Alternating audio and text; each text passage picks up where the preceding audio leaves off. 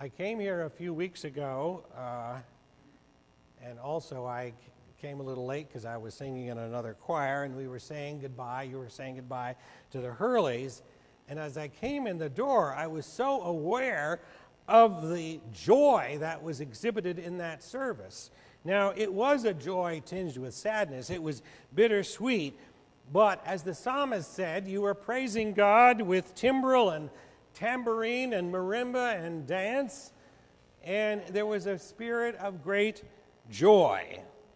But sometimes, in the context of enthusiastic worship, there can be detractors, as David found out. Not everybody is going to like that enthusiasm. A mentor of mine, John Mackay, was observing the broad sweep of Pentecostalism in Latin America. And he was amazed at how that very enthusiastic brand of religion was spreading throughout Central and South America. And he said, in reference to enthusiastic worship, it's easier to cool off a fanatic than to warm up a corpse. It's easier to cool off a fanatic than warm up a corpse. And sometimes we forget that in the mainline, denominational doings that we have. Occasionally, and frankly not often enough, a young person will be totally engrossed in the faith and eager to evangelize and spread the word and witness to everyone in her path. Don't be the person that says, now calm down, honey, don't be quite so expressive. Let that enthusiasm spread to others, for it's easier to cool off a fanatic than to warm up something that is dead. The evangelical churches and the parachurch groups are more likely to encourage that than our mainline churches are. But quite frankly, and I'm going to give us a little zing to our denominations, those groups have completely outdone us. You look over here on the campus of Indiana University, and our United Ministry is not hardly existent anymore. And other ministries are going great guns. We could use more enthusiasm in our churches, more of the ecstasy that leads to dancing. And often we find that in our hymns, what wonder, what transport, or Fanny Crosby writing of rapture divine. When we come into the presence of God, it should be a moment of rapturous delight, excitement, and enthusiasm. And yes, it can include dance. In our American church history, we have a denomination or a sect, I guess, like the Shakers. We'll sing a Shaker song in a few minutes. And as part of their worship, they danced. In the Muslim tradition, you have what is known as the dervish dance. It's a very small group or sect, but dancing can be an act of worship. It can lead us to God. But there is also another side of dancing. There is another side of dance. It is the kind that can lead to the worst kind of evil imaginable. It can be sensual, it can be carnal, it can be not directed towards God, but away from the purposes and the plan of God. And the story of John the Baptist is that kind of story of the worst kind of evil. If you look at Herod and the Herodian family, in church history and in secular history, they are most known for their evil. In the Christmas story, we have the wicked King Herod killing all the babies under the age of 2 in the hopes of killing the Christ child. This is another member of his family. But most of the Herods, no, all of the Herods could be put in the same category as Hitler and Stalin in the last century, and Saddam Hussein and Osama bin Laden in this century. They were evil, greedy persons who wanted nothing but to exalt themselves, and they certainly didn't want to hear the preaching of John or accept the teachings of Jesus. And so the dancer asked her mother for a suggestion of what she could have. Up to half of his kingdom, her mother said, ask for the head of John the Baptist, her arch enemy, on a platter, and so the wicked king agreed. I dare say that few of us have had the awful experience, and I hope not, really, of having a loved one or friend or mentor murdered. Although some of you may have known or certainly have heard of Jill Bierman, a young woman from this community who was finally recovered after many, many years, having been unmercifully killed and murdered. And of course, just a year ago, you've all heard of Lauren Spearer, another young woman who disappeared and nothing has been heard from her. In her parents' statement a few weeks ago on the anniversary of her disappearance, they said, you know, she probably is gone. They would still like to know what happened. But whatever happened to that unfortunate young woman, it was nothing pleasant. And her parents and friends, and indeed her community, still grieves at her loss. Whether we've known that kind of deep despair, we've all known other kinds of grief in our lives. We've known of deaths of our loved ones, the loss of a job, the breakup of a marriage, sadness in the face of depression, mental illness, addiction, and just the ordinary slings and arrows of outrageous fortune, as Shakespeare put it. Just yesterday I learned that the people of the baby boom generation, those born just after World War II, are now experiencing a flood of drug and addiction problems. We could think of that mainly as a young person's problem. And indeed it is a problem in our society. But these were people that grew up in the age of Aquarius, after World War II, and now they are suffering the same after effects of depression and uncertainty characteristic of our age. We all, at one time or another in our lives, face difficulty. It's how we cope with that difficulty that counts. It's a common adage you can see: if life gives you lemons, make lemonade. But there is truth in that. It is when our mettle is truly tested that we learn how strong we are and how God can bring us through even the most difficult temptation and trial.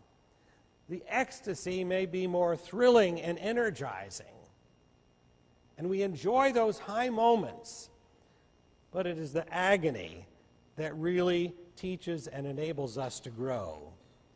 This is perhaps not the right place to insert this, but does anybody know that there's construction going on around Bloomington, or are you in...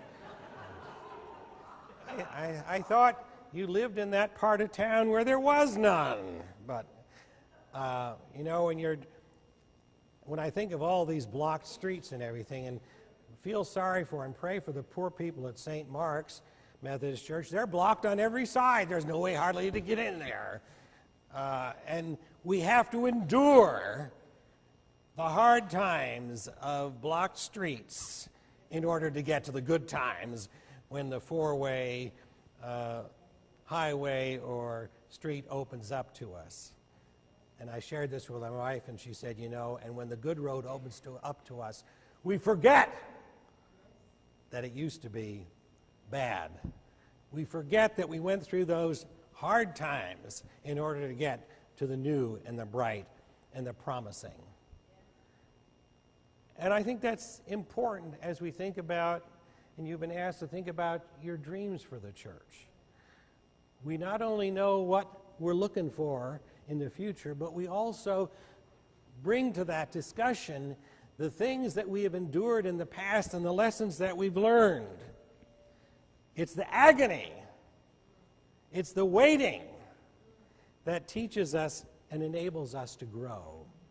A woman friend who had experienced many difficulties in her life, including the death of her son, said to me once when I was trying to encourage her, she said, well, people tell me that what doesn't kill me will only make me stronger, but I keep telling God I'm already strong enough.